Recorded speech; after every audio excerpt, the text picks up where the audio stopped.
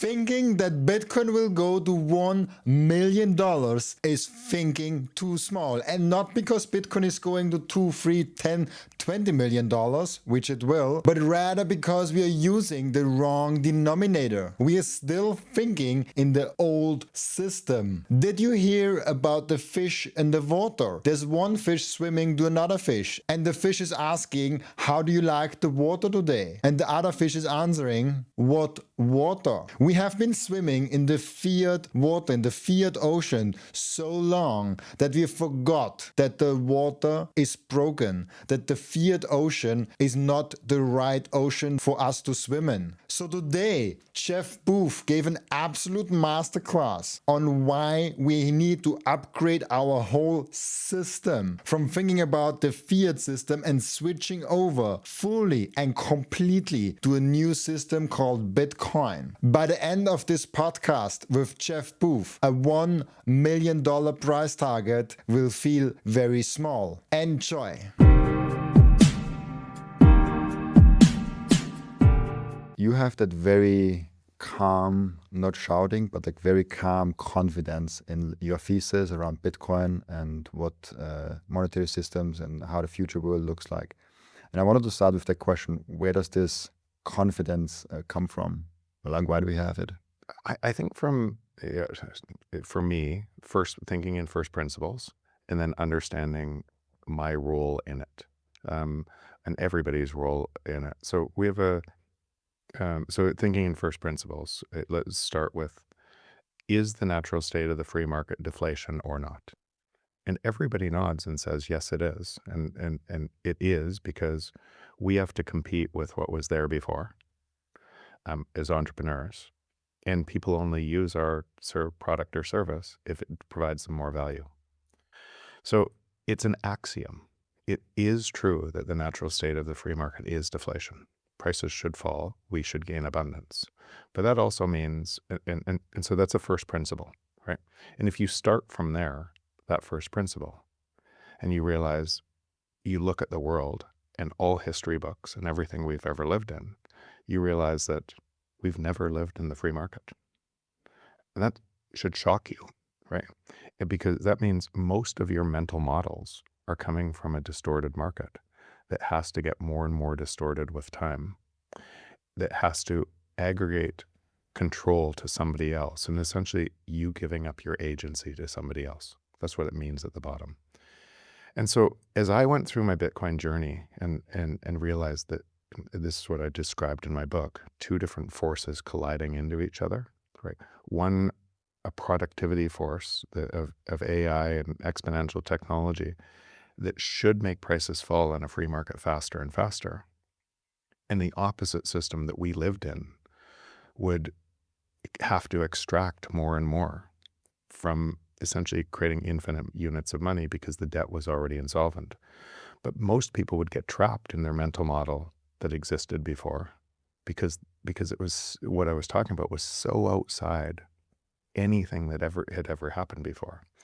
And so for my own, and the confidence comes from, is that true? Categorically, yes, right? And I would have anybody debate that with anybody else. And then what people say is, well, we need some inflation, without asking why, right? Or what happens when you essentially distort money a little bit, or we can't have a free market.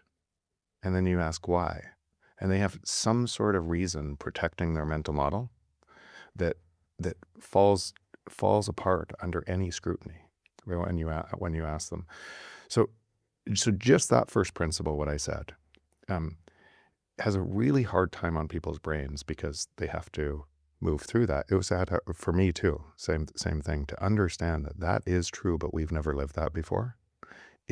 Was for me difficult to reach that because it meant certain things out of the other system. But it is a first principle that is true for sure.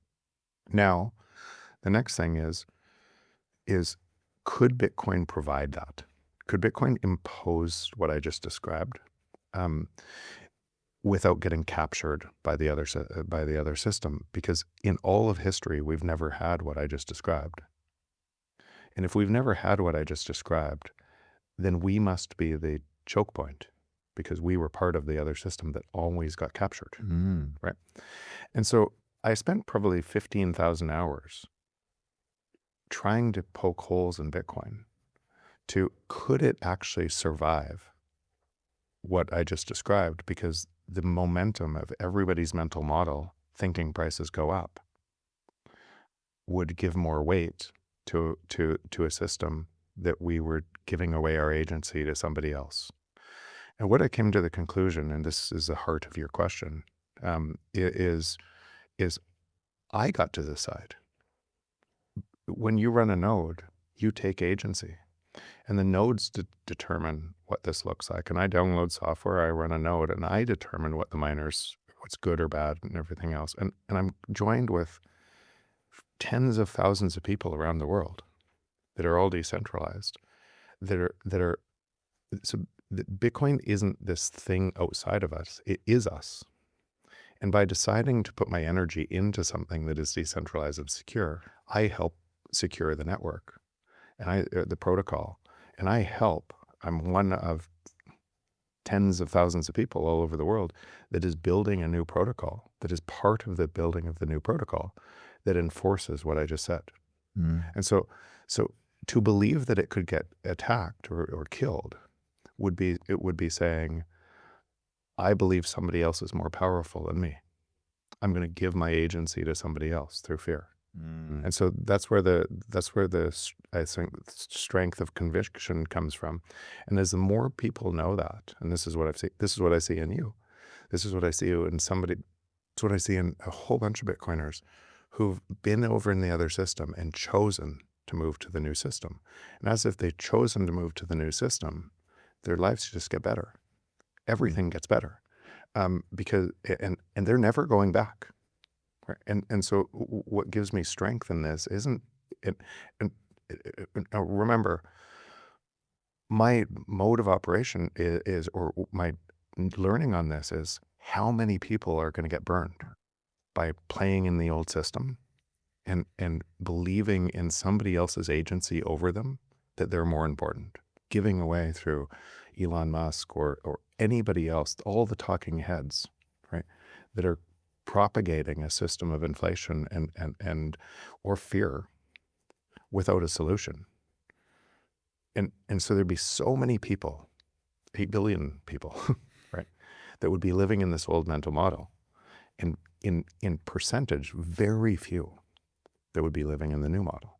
But the very few outweigh the other because it's decentralized and secure. I'm so fascinated by this because it's like I looked at Argentina, and we had a whole episode around Argentina and the history and like the currency that came in, failed, new currency came in, failed, like it's went on for like multiple times the past, I don't know, 60, 70 years. And I wonder why, when people see within 10 years, which is not too long, a currency collapse, and then the same people tell, look, yeah, this failed, and now there's this new thing. It's called a little bit different. It's the mechanics are a little bit different, but it's basically the same thing. Let's try it again. and people just trust that, and I'm like, what? Like, why? So it's fascinating. It's so fascinating, and that's why I said that identity of your mental model, always living in that mental model. Trust the next one. It's different this time. It's different this time. Look back to 2008. All the talking heads, all of the people that were in control of the financial system that created all of the break around the world are still in control of the financial system. Nothing changed. No one went to jail. Look at Epstein. No one went to jail. Like the entire thing. That is the control of the entire system. And and everything in it is from that system, that every time you use it and engage with it, if you're using the piece of paper to price your world, and then everything in it is taking more agency from you to them. And that's not, and when I say them, it's you could put people on it and you could get really mad, but it's not them, it's you, because that wouldn't exist without you. And so hitting that point and realizing everything I do by yelling in that system just makes it stronger. Every money I spend in that system makes it strong and makes it stronger. And how could I be mad at it? Like, that finger pointing and the fingers pointing back at you? Yeah. It's all you. And you have a choice. And once you know you have a choice and you can move your energy into a new system, you decide and everything changes and everything gets easier. Now, a lot of people are fearful of that choice, but what they're really fearful of is their own agency, right? Their own, they give it up every day to these imaginary people, and they're scared of what's happening from the same giving up their own agency. That's what's so different about Bitcoin. That's why so I keep saying, if you said Argentina, let's go back to that. People in the U.S. laugh at those people in Argentina at the same time that U.S. has lost 99% of its value in 100 years. And how can those people not understand it? Well, they don't understand it. It's a relative loss, right? Yeah. So they're all talking about a relative loss in each country in a relative loss against other countries. Well, their loss is guaranteed too. It's insane. But it shows you, and when I say it's insane, it just is. And so if that's the way all the people in Argentina think, and they do it time and time again, and that's the way all the people in the U.S. think, you could, and Venezuela and everything else, you could expect most people through this transition are going to stay there and get burned time and time again. And it's going to create a bunch of chaos until they learn that they have a choice. But once they have a choice, they'll never go back. It's so fascinating because like the whole podcast, like the whole thing is about that. Like you have the choice, you can opt up Bitcoin. I mean, of course, there's different voices in the space with different opinions, which is really fun to observe. With like 800 different episodes. Totally. I know every topic from like 3 different perspectives. Yeah. But it all comes down to, we have this fiat currency. And yes, the US dollar might be the best of the worst. Yeah. But, and then we laugh at like smaller currencies, or we laugh like, oh, how do we live those them? stupid Like, people? Yeah, they elected a dictator. How do they deserve to live like that? And well, the same thing is happening. Every country on broken money goes to socialism or fascism. Right? There is no democracy on broken money. You don't have a vote in how much money is stolen, right? So, and all these people are taking sides of which side is better, not knowing that no side is better. They're all in they're losing sports. They're all in a zero-sum game that somebody else is stealing from them.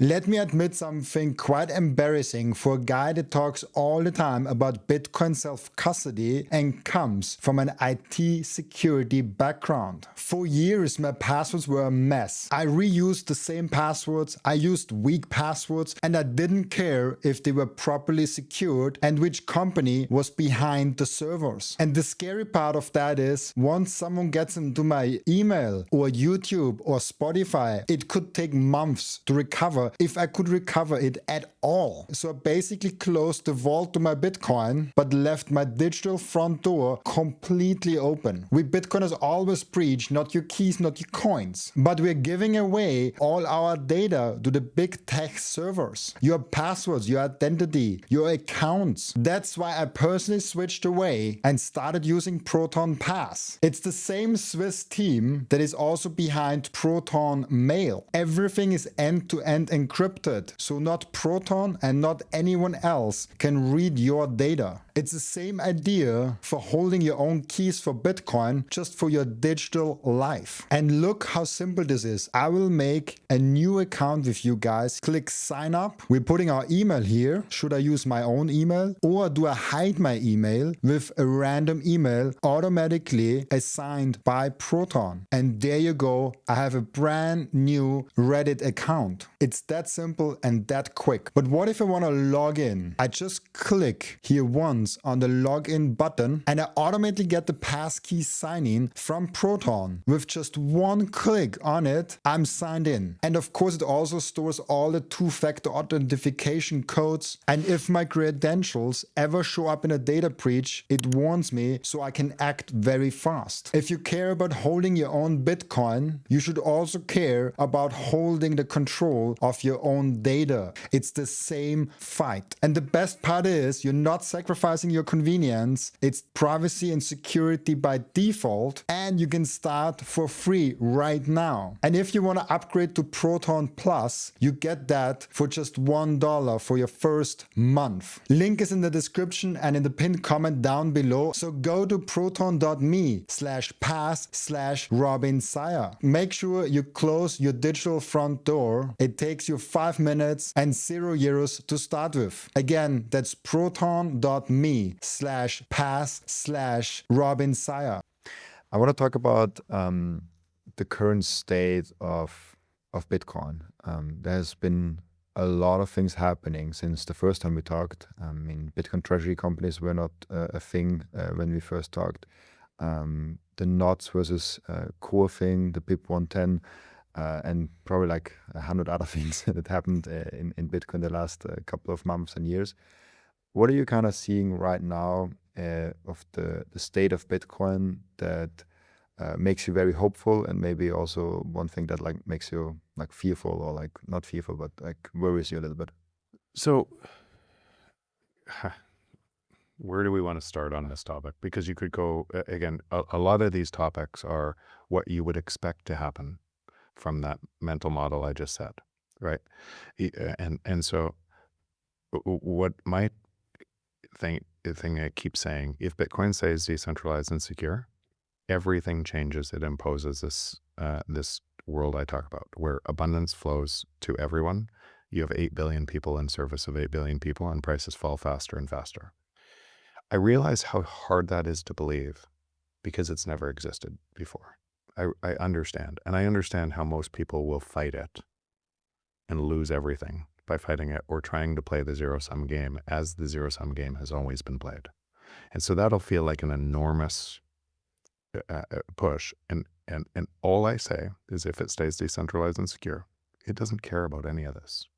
So then through that lens, let's go to the risk of decentralization and security.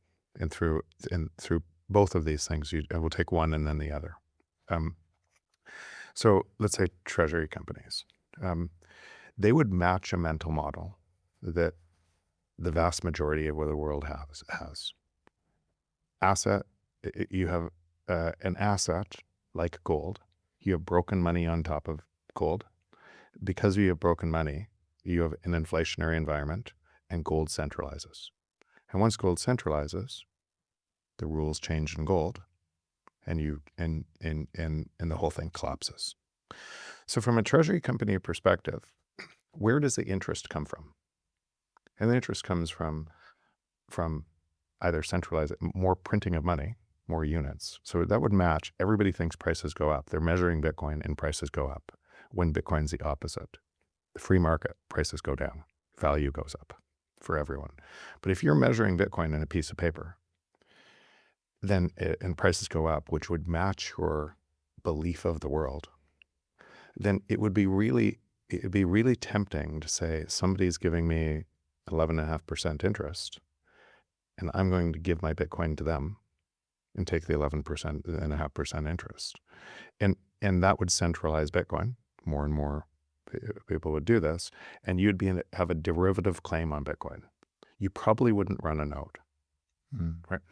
But remember, these systems are incompatible together, right? The free market is deflation. We've always lived in an inflationary environment. Inflationary environment, the reason you need an asset is because you couldn't store your money in money, because money was broken. So if you go to the inflationary environment and you trade, and people will do it, and it will potentially make a bunch of money in the short term. But if you look at the mechanics, that system, because the systems are incompatible, has to attack the free market, because it cannot let it survive. Because I'll use an example. Maybe that makes it easier. In the wildcat days of banking in the U.S. in the late 1800s, you had tens of thousands of banks, and if they fractionalized their reserves more and more, they could give you a higher interest rate because they were lending out your gold many more times. And because you were essentially lending out the gold, you created more monetary units, and prices went up, and you created this boom bust cycle, right? That and because of the boom bust cycle, when everybody came, because prices were going up, everybody raced in. I need more leverage. I need more leverage, and so people took the highest interest rate. Essentially, the bank that fractionalized the most. And when they went back for the gold and it wasn't there because there were too many claims on the gold, what happened? You made a bigger central bank to bail out that central bank. And so, because all of the people said, it's that person's fault, it's not my fault. But it matches. So now you create a bigger central bank that bails out the other central banks, and you play in this game. And you say, essentially, you cede control of your actions to somebody else who tells you the rules of it.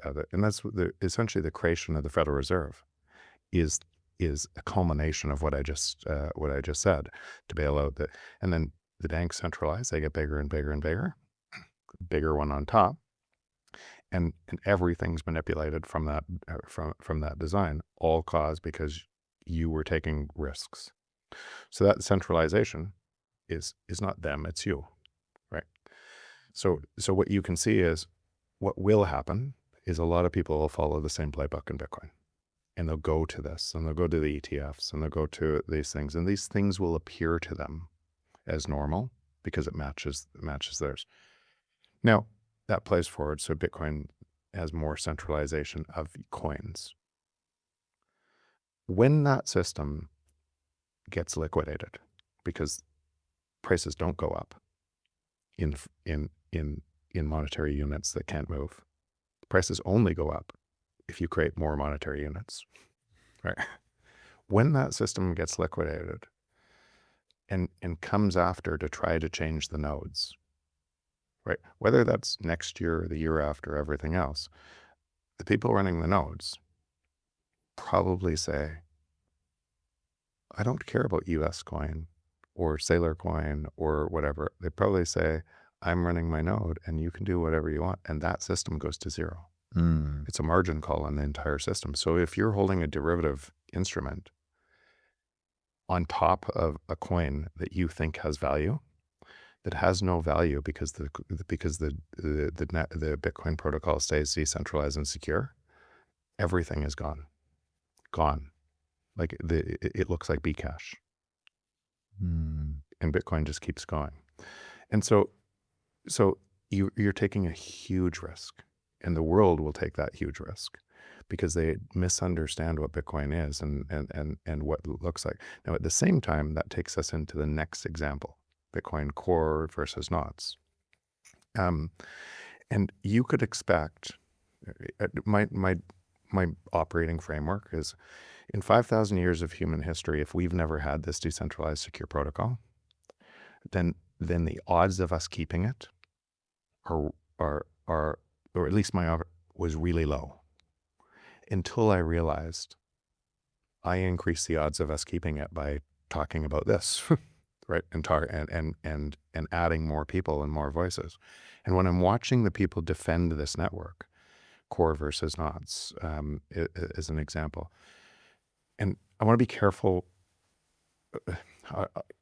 I'll talk about. So I run NOTs today, and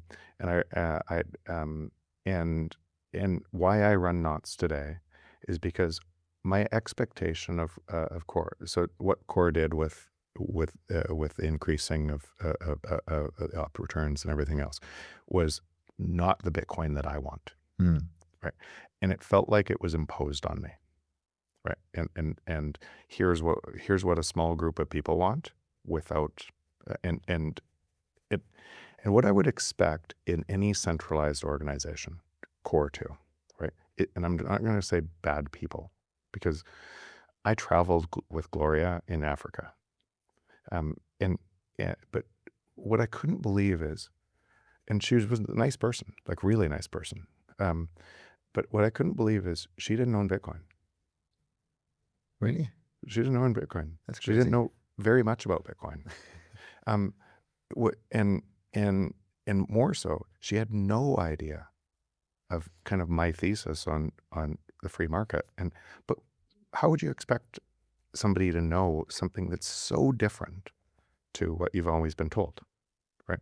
Mm. Especially somebody young and everything else. And so, really strong coder, but not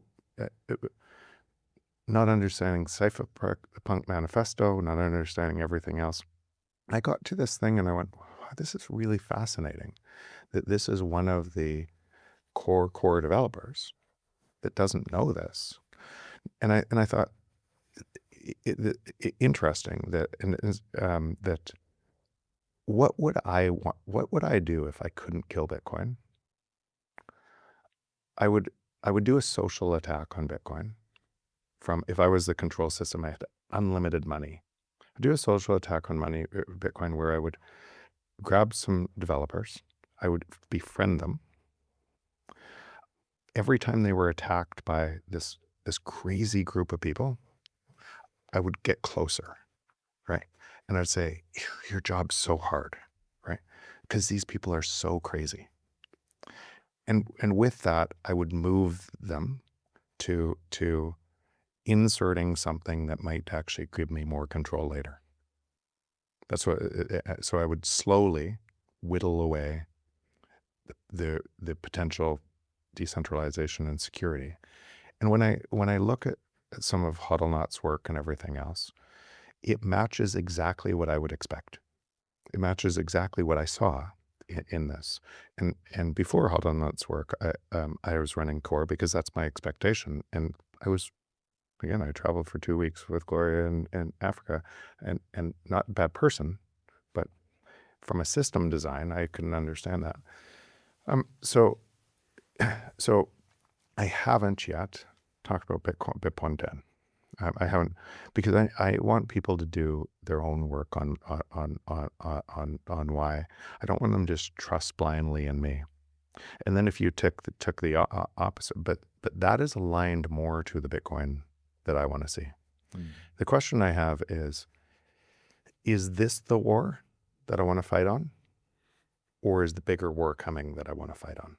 Mm. That's really the question in me, because I see the risk of this as well. And then if you talk about the is not today, is that group, what is the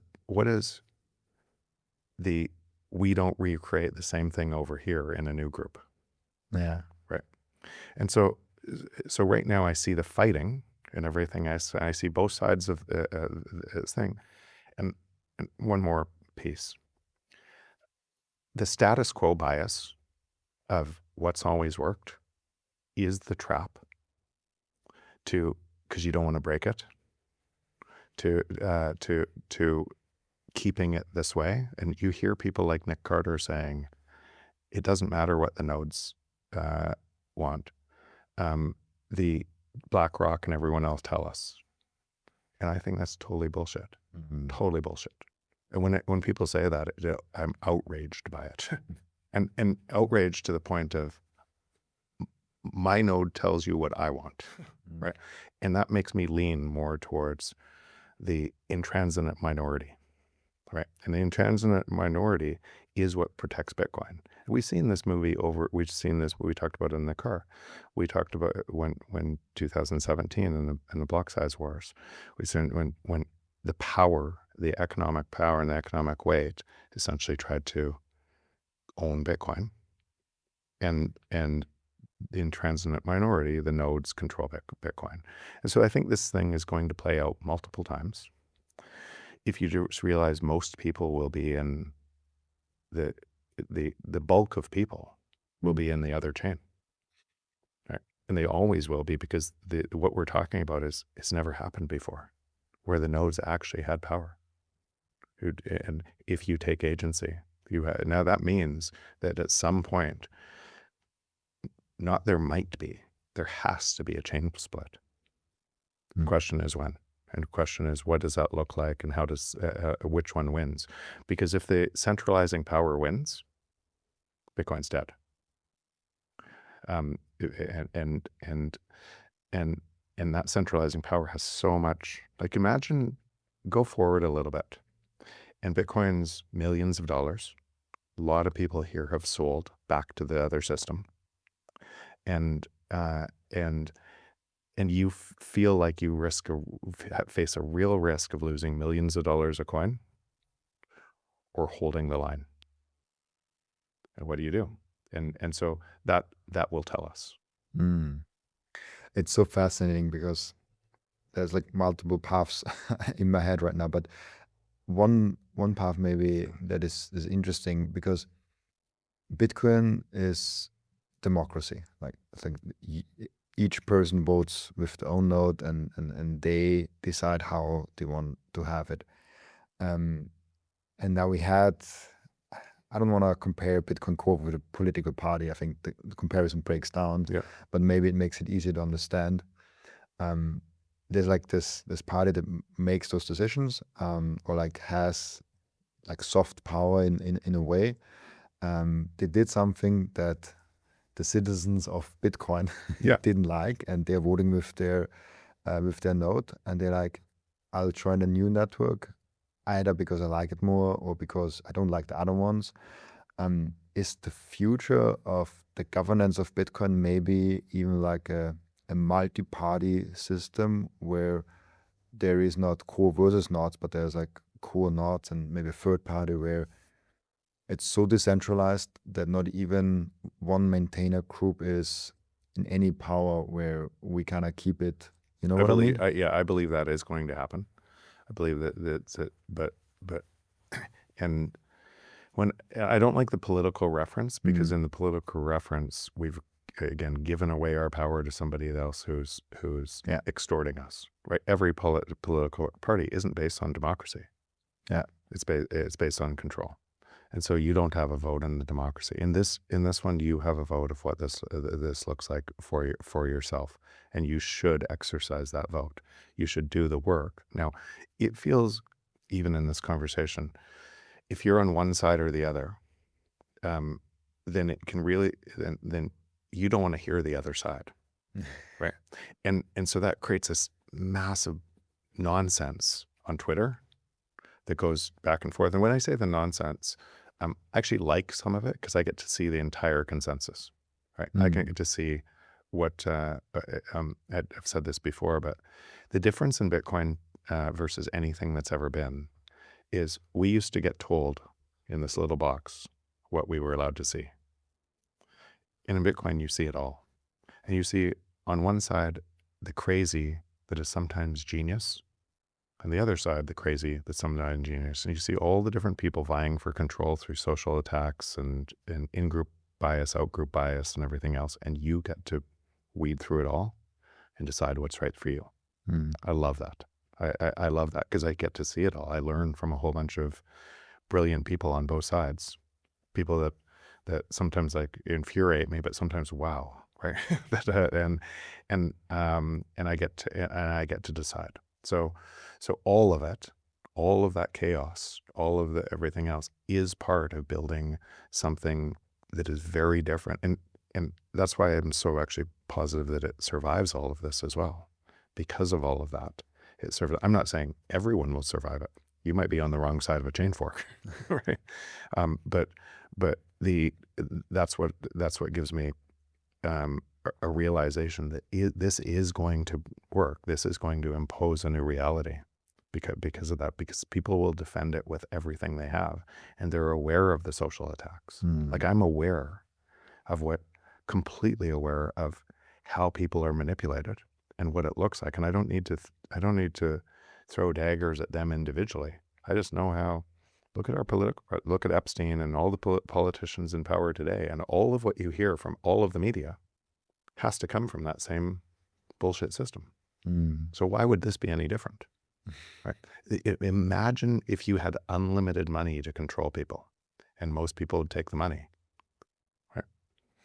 That's what this has to look like. And so the vanguard of Bitcoin, the vanguard of the nodes are the people that reject that, right? And don't care. And they're so that's always going to feel like a really small group against the power of money. When you say this with the money, it reminded me because I try to orange pill everyone that I meet. I try to like spread the gospel of Bitcoin, if you so will. And with some people, it works great. I got my wife on board. She's really great. She understood it really fast. Some cousins of mine, some uncles, my dad, and all of that.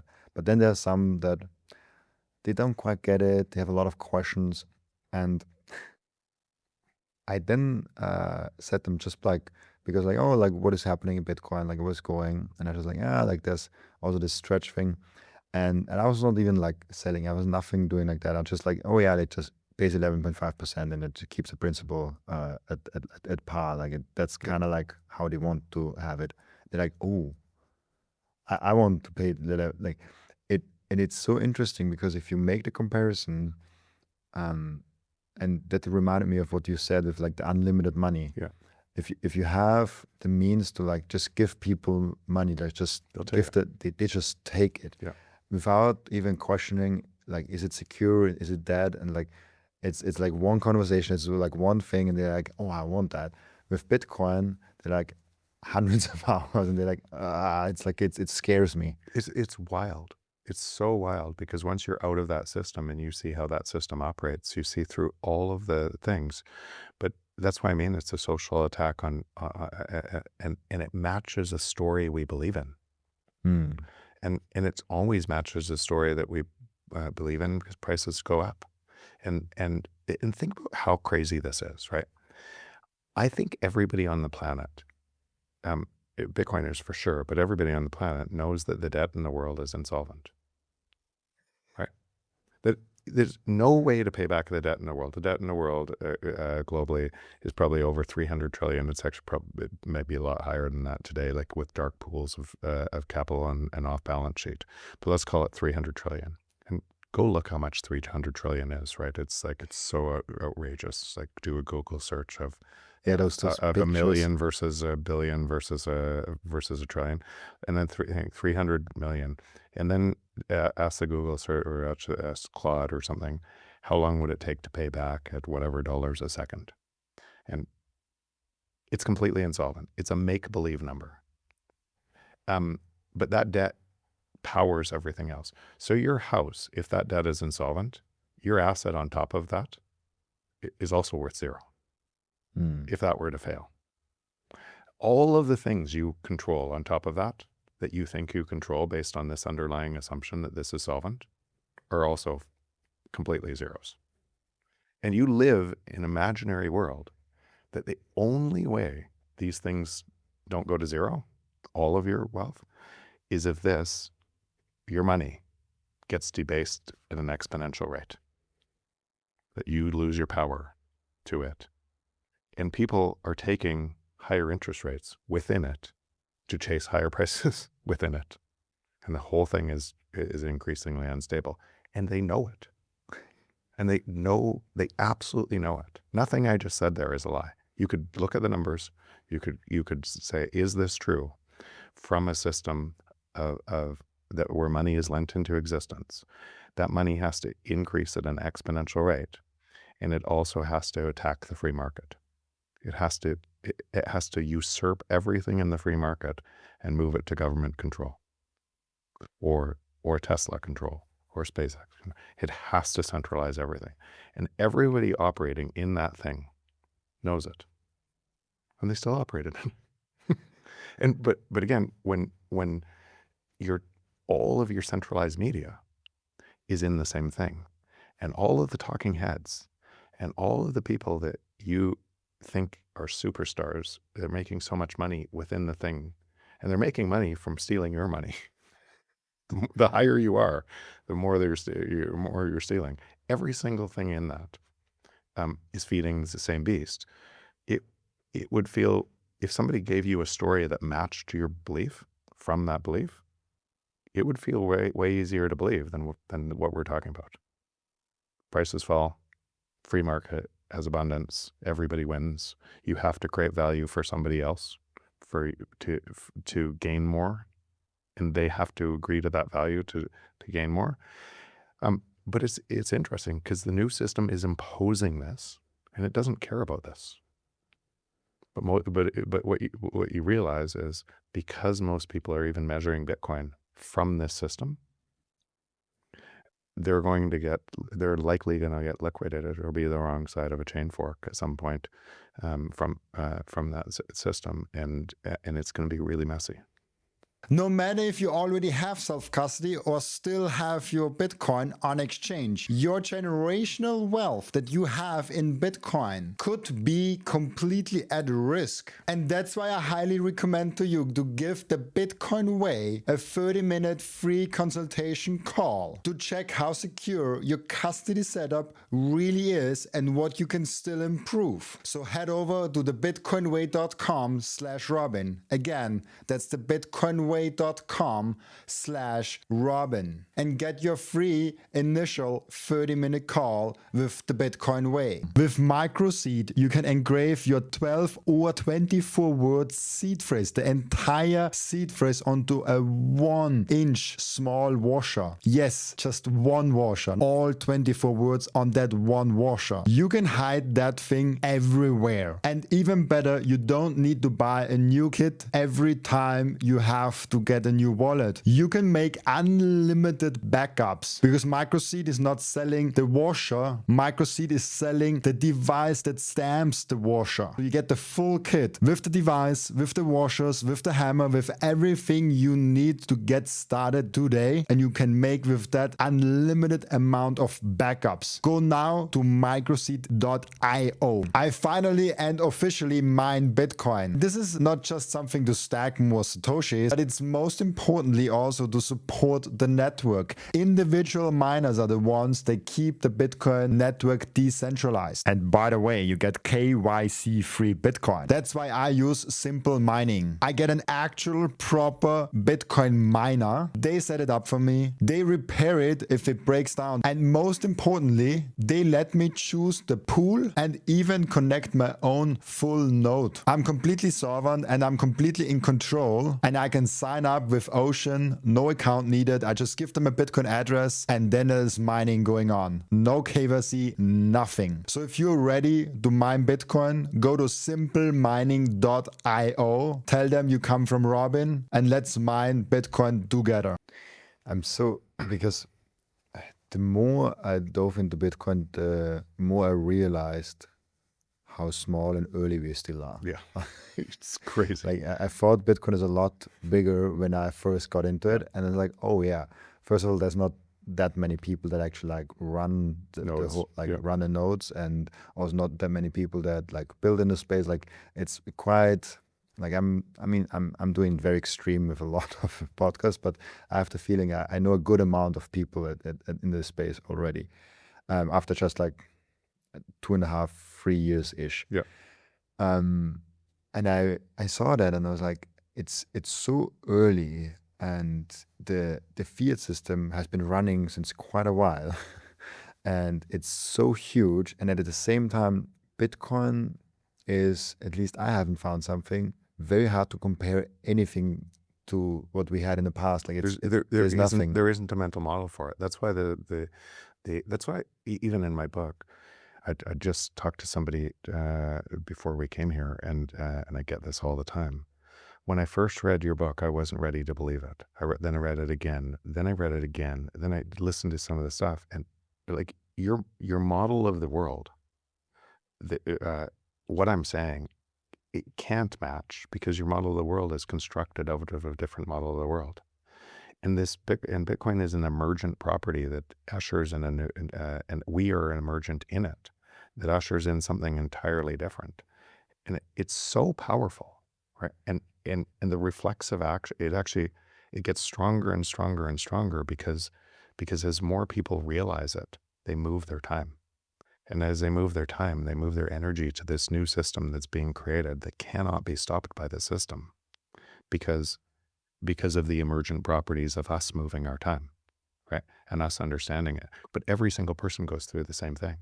And once they're there, they'll never go back. It's wild. It's so wild. And that's what gives me such belief or strength that this is happening, because I watch it every day. I watch it in my venture fund.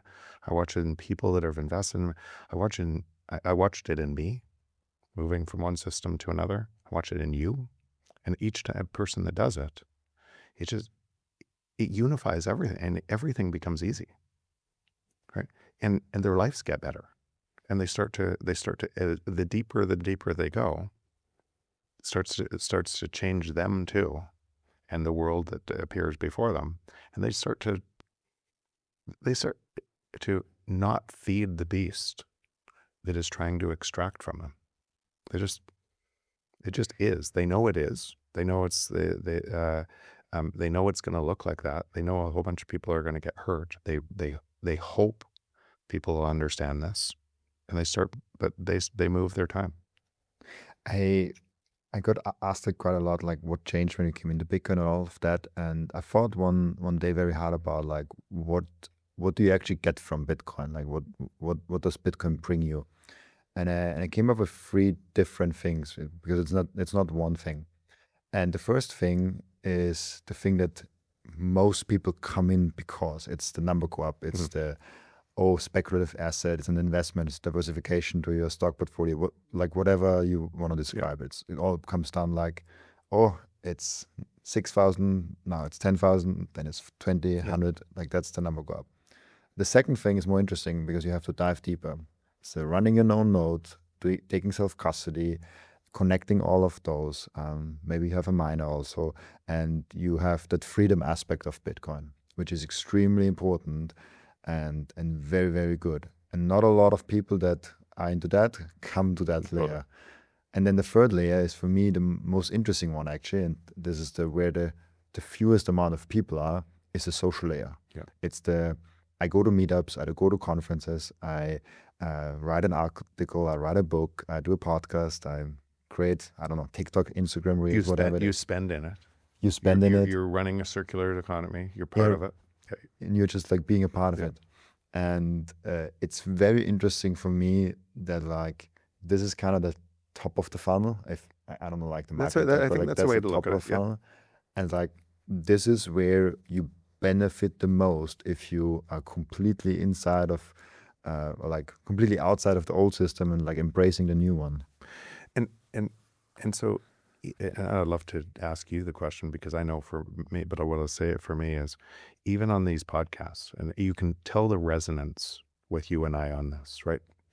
We're friends, we're like food, just, and people that are already there and what that feels like, and how deep that connection, that connection, the real connection, how deep that is, because you're operating in the same frequency, let's say.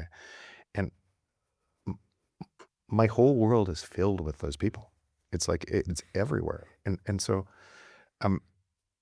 but if you asked me 10 years ago, if I was saying this right now and what it looks like, I wouldn't have any picture of what this looks like. It would feel like fear. It would feel like, you're crazy. Like, this is insane, right? It's true. Like everything we're talking about is true. And once you're there, you just can't unsee it, right? But you would, before you've done it, you don't have a picture for what it looks like. And so I think what ends up happening is you stay in your previous reality, and it feeds back to you, and you're fearful of everything we talked about before because you're scared of moving to the new one, right? And that's, and so you see this, and you see people, even if they can grok what we're saying, very few people move to the next stage of the funnel because they're living in fear of what's happening, and they're contributing to the fear of what's happening. And their anxiety is rising. What about the jobs? What about what Elon says? What about Teal? What about the surveillance state? And they're watching all this fear porn, making them more and more scared from the centralizing system that keeps them from exiting. It's fascinating. It's fascinating. And once you've exited and once you feel what this feels like, it doesn't feel like fear at all. It feels like love. It feels like connection. It feels like what the world should look like. If the world was built on a layer of truth. It feels exactly what human connection should look like. I love that. And the one thing I always wonder about, and I mean, it's an impossible question to answer, but I ask you anyways because it's the time frame of all of that. It's so hard to imagine because the grip or the network strength of the fiat system is so hard on us. And when I talk with and it's the same for me, it's like I have a lot of friends now in Bitcoin. It's like my social layer is, let's say, 75% Bitcoin and 25% not. Sometimes interesting and maybe even healthy to have like the 25% to understand what the other, understand the whole thing. Yeah. But it's so hard to imagine that, like, what is the time frame of all of that? Like, how quick can like a transition go? So the interesting thing is I find that question fascinating because the time frame of all this is right now. I already live it. It's already there. So when we're talking about the time frame, we're saying, when does the whole world live like this? But you can right now. Yeah. You don't have to wait. You could live in the future right now. You can live, or better, your present reality can remove all fear, all anything else, and you can be living in harmony with others who are living in harmony, and just observe the other system in its decay. And you can do that, and you can feel for people. You can understand. People will yell at you, and you're wrong, and everything. Okay, right, but you can move yourself right now. So the time is right now, and everybody's waiting for when everybody else goes. Right, and the question itself is, when does everybody else go? Well, they're waiting, right? And so it's already here. Bitcoiners are already living in the future. What they're feeling with this connection, what your social layer described, is what other people will feel too once they make the choice. And so and as you see that appear before you, and as you see what that looks like, that's why you know it's so strong. That's why you know it's such a movement that is emergent from us, and we all benefit from it. And more people will move in their own time. If they don't want to move, they can stay in the thing that's decaying. Point at fingers at other people. Well, they make it stronger. They can do all those things, and when they're ready to move, they will move. But they'll move because this is imposing a new system. And so it's already here. It appears. The question itself is, when does everybody get it? I think it'll take a long, long time. I have that meme that, I don't know if you've seen it. There's a meme where there's like a festival, there's like a very empty field, and there's like one guy dancing like crazy. I love that. Yeah. And at the end, like everyone is dancing with him. But in the beginning, he looked a little crazy. He's like, why is he doing that? And all of a sudden, like everyone has fun. It's But people who, and actually now take that deeper, and I give this speech in Bitcoin Vegas about this same topic. Think in yourself, the 4, 5, 10, 100 people that impacted you to who you are today. And those might be people who have passed away. Those might be people that you think about, and their impact impacted you. They're a part of you, right? And now imagine all of the people that you can't even imagine that impacted them to impact you, right? Or you read a book somewhere that you've forgotten, but it impacted you in a way that who you are today. And you're a culmination of all of these people making that impact to other people. And so that emergent part of what we see is us. And that when you talk about that dance person, that one person impacted another, who impacted another, who impacted another. And all of a sudden, the energy completely changes. That's the way everything works. And so what does that say? It's kind of a really powerful thing. What does that say? It's your impact on other people is the thing that spreads. And you wouldn't even know how many people you touched just by being you. Mm. You're already enough, right? You're already you already have everything. You don't have to chase what anybody else wants. Your impact, and as if you're the best you, and through conversation like this, you touch a bunch of people without even knowing you touched a bunch of people. It's a beautiful thing. Is the social layer and the education the only or the main thing that drive more people towards Bitcoin, or do we need infrastructure? Yeah, I like think we other need things? infrastructure too. I think this is why we created EgoDeath, right? So when EgoDeath first emerged, there were a couple other funds too, like 1031, doing the same thing, but very little capital in Bitcoin only, and very little capital that saw this as a protocol. So at that time, so protocols, neutral protocols come in layers, and because they're neutral, a lot of the global talent works on the neutral protocol instead of a centralizing one. And so if you said Bitcoin at its base layer is decentralized protocol bounded by energy, right? Decentralized and secure protocol bounded by energy, then what you would expect, like the internet, TCP/IP, the internet had many challengers on its way. There was an OSI framework that was essentially the government-sponsored framework that here's how it needs to look. But the protocol developed kind of messy in layers that kept on adding more. And at the bottom, because it's decentralized and secure communications, at the very bottom, it can't break, right? There's no throat to choke, right? You couldn't shut it down. That was actually Paul Barron created in the beginning, essentially as communication technology that would survive a nuclear holocaust, right? Mm. So it would stay resilient, no matter how many nodes you knocked out. So now if you think about the nodes in Bitcoin and how that whole it works the same way, but it ties that whole thing to energy, right? And that's the thing that is securing this.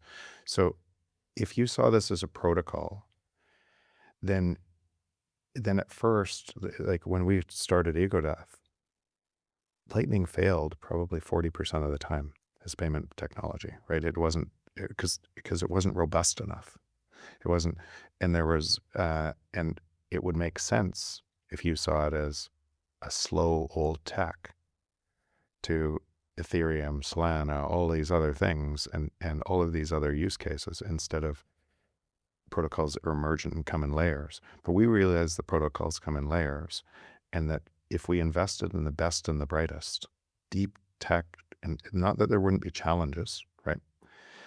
That you would increase the flow of Lightning and everything else, and it would develop payments, it would develop privacy, it would develop all of these things as a result of more and more global talent moving to a decentralized secure protocol and building on top of it. And so it's emerging exactly like the internet did. And remember, when I'm talking about the internet, I'm talking from 1969 to 1989.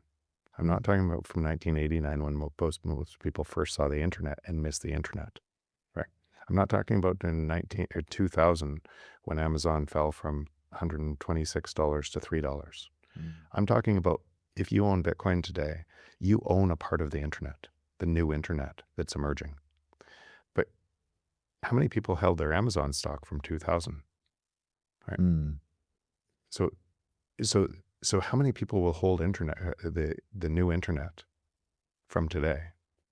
Very few, right? But that's what's happening. So we invested in that. We wanted effectively same thing you did, but with moving all your time to Bitcoin. I wanted to move all my time to Bitcoin, and that was the creation of EgoDeath to do this, and that's had tons of success as not just us, but a whole bunch of developers, open source, others all around the world have put their time into something that's driving improvement on top, layers on top, and now you have Lightning that works all the time.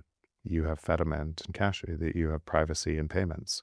You have all of these different pieces that are building this infrastructure that is making it easier and easier to use all the time. And so I think besides education, that's actually the bigger driver, because Imagine telling somebody in 1969 what the internet would look like and what the iPhone would look like. Good luck, right? It was a different world. It was a different time. It has to appear for most people to see it. And once they see the value that they have from it, then they use it. And so if you take back what I just said about Lightning, when we started investing in it, and if you have payment fails 40% of the time, then most people would say that's insane. It doesn't scale. Right? Payments need to work 100% of the time. And so I understand why all of the other nonsense coins and venture capital went into, I'm going to control this other thing. I totally understand, and I understand why it's all blows up, but also protocols are winner take all, and they come in layers. And so if you have a different version of what's happening, or a different mental model of what's happening, you're just in the new mental model that gives value. In fact, even better, the free market values what people want, right? And so all of these other things getting liquidated, all these trials and failures and everything else, when you deliver value on top of something, then you can expect most people wouldn't see it. Most people are going to, most people are going to, retail is going to invest in the SpaceX IPO, take money from Bitcoin to do it, move Bitcoin to SpaceX, get flushed out. Well, the insiders of the SpaceX IPO are going to buy Bitcoin. And so these things continue to happen. These hype cycles continue to happen. And if you're just focused on the long term and building real value, then it plays out over the long term. Yeah. Do you see this as a reason that we also, like there's so many reasons why markets move, but is that one of the reasons why Bitcoin has less liquidity and has less, we're not at 80, 90, 100K. Yeah, again, I don't measure it in price. Yeah. Like this, I just, but if I measure it in price and I looked at the value of the SpaceX IPO, then wouldn't I have to measure that in price too? I think they lost $40 billion last quarter. Have you ever had an IPO at that type of valuation that's lost that much money, right? So, and will continue to lose that much money under belief. So how long can it do that? Until, as long as people believe that that's the real value, and so these things move in waves. And again, if you look at the coordinated media, and what happened to drive that valuation, where Fidelity changed the 500,000 minimum to 2,000 to get retail to invest, where the ratings, where the agencies and everything else said that the pension funds have to hold it in their index. Essentially, it's a giant sucking sound from retail into this thing, because somebody has more control of the planet resources today, and can drive this into a story to drive more money into it. So of course that's going to play on everyone's psyche, and they're going to be wanting to be part of the next great thing. Tons of people do it, and they're going to get flushed out twice, right? They're going to invest at the high here and lose their Bitcoin while it ports back the other way. While Elon Musk will be the first trillionaire in the world. Yeah. Paper trillionaire. Trillionaire. Yeah. I love that you brought up infrastructure, because it's actually one of my, you know the picture of New York Easter morning with the cars. So like there's like one car in a sea of horses, and then 13 years later there's like a bunch of cars and like one horse. And I was always like, why is that? Because the car was already there like 15, 16 years before. I mean, the steam engine car was even before that, but the car as we know it was 1886, I think, the year. Yeah. And it was interesting because I never really researched it, but then recently I like looked into that, and it was very clear the infrastructure was not there. There were no paved roads, the gas stations was not there, there were no mechanics, like all that kind of infrastructure around the core engine of the car, and had to develop. And I have kind of that theory that we spend a lot of time in Bitcoin now, like developing core, a little bit of infrastructure, and it will really accelerate the next like 10, 15, 20 years where we have most of the infrastructure already here, and we keep on building that. Like we are paving the roads in Lightning, we are building the gas stations, and like all of that. Yeah. So I love that. So that's exactly what's happening. But now you think about what ends up happening, that you don't have to reinvent the technology. So as an entrepreneur, before Lightning exists, or before Spark or Arc or some of these, to do payments, you had to do all the hard work. You had to run your own node. You had liquidity challenges and everything else. It was almost like a highway system with backlane one-way roads, right? Because the choke points everywhere. Now all you have to do is, in Breeze's case, drop in an open source SDK, and you have payments. Like, it costs nothing. One of the companies I founded, creating a bunch of apps and wanting to do Lightning payments. They're dropping in Breeze SDK to every single thing. And it drop it in, it's done. It's super easy and everything else. That took a lot of hard work to build that infrastructure and everything else. But now people are using it everywhere and driving more and more value on top of it. But that's the same thing now with privacy. And if you said some of these are really early, but Fediment, that's the same thing with, and now Nostr, FIPS on Nostr, and some of the stuff that's happening, you can start to plug in all of these things without any more development, and you can utilize the protocol stack to create whatever you want. And there's going to be an explosion of different ideas coming from almost no cost to start your idea. Before we come to the end routine, I have one more question on that topic, because I think there's a lot of people listening in various age ranges. I know from the statistics, most of them are like 35, 40-ish. And a lot of people are asking a question, like, and we talked about it in the car, like, how can I move to the Bitcoin system? Yeah. Like, I 100% agree with what you're saying, Jeff, but like, I have that really nice paying job. Yeah. I have a skill set. I have a family to feed. Like, it's scary to try to think, like, how can I do something in that new system? How do you approach that question if someone wants to go in the Bitcoin job, find a venture, start something? It's the hardest question, because broadly, because I don't know their unique genius. Oh yeah. And I know yours now because you did it. I know mine because I did it.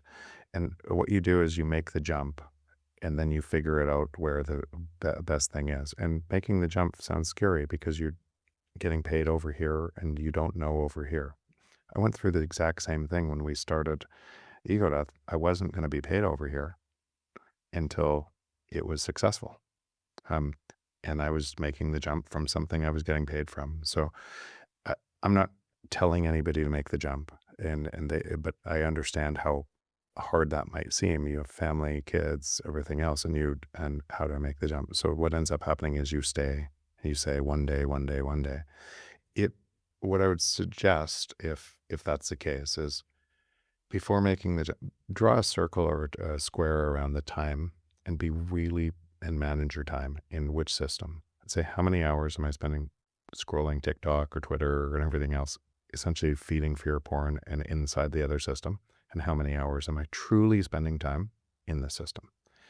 And I think it'll surprise you how much time you're in the other system. And from there, make a choice. And if you still need this salary, or you believe you need this salary and what you do, then keep it for now, but carve out a number of hours every day to truly live in the system. And by that, I mean, go to Madeira, spend some time with sovereign engineering, spend some time with some of the people building in the space. And from there, you'll see that's just one example. You could do this through meetups. You could do it through meetups to that. You could see open source people all around. But you'll find different people, and you'll find different projects that you'll see, and you'll start to see, oh my God, that plus this plus my skill set creates something entirely new, and you'll want to move. And whatever that thing is that you're genius at, just move time and try to find it over here. That would be a safe way of doing it. I'm typically the opposite. Once I understand something's unstable, I know that all the value creation is in the new thing, and I want to move all my time. But I'm an entrepreneur. I've never been afraid of that. In fact, the creation of the future is something that like my entire life I've have zero problem of jumping in and then learning it. But I understand how hard that is for most people. Because they fear that thing. I don't fear it at all. I did at all, and I'm an outlier in that way. So when you're speaking to people, that's my genius, right? That's the thing that I do really well. But if whatever your genius is, try to find that in this space, and try to find it through spending more time dedicated to this space, and you'll find it. It's like the pilot sitting in the small plane, reading the book How to Fly. Yeah, exactly. I'll figure it out when I'm there. Yeah. I love that.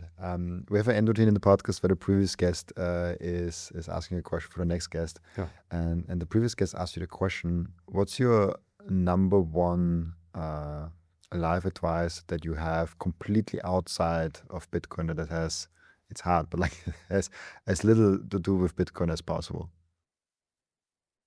I write it in all my books, so I'm going to use it. Stay curious. Like, so realize that so stay curious is coming to the top line, but realize if everybody else does something and you look at those people doing something, you probably do too. Right. And so when you see patterns in other people, right? So I kind of take this, why do people get stuck in their own belief trap? Hmm. And they stay there, and everybody feeds back their own belief trap? Then I realize that I must too. And so I question all of the things that would be outside of that, really question and try to say, is this true at a first principles level?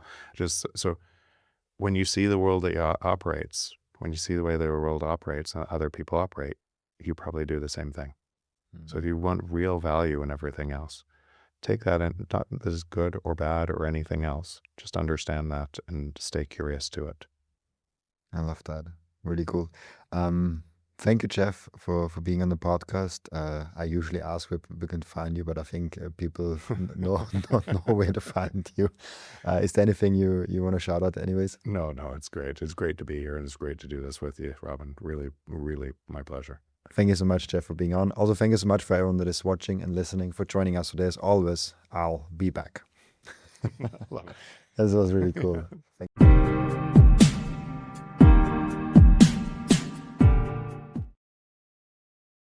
This content is for educational and entertainment purposes only and does not constitute financial advice.